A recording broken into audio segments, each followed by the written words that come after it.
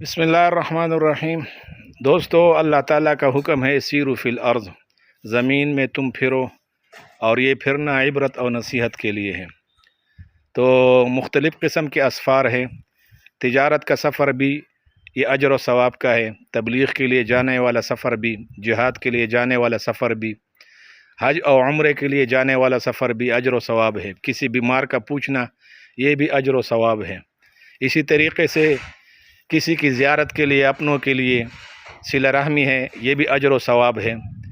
اور بیمار اگر آدمی علاج کے لیے جاتا ہے، یہ بھی اجر و ثواب ہے۔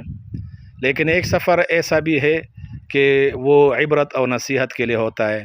قرآن میں اسی کا حکم ہے، سیروا فی الارض فانظروا کیف کان عاقبۃ المکذبین۔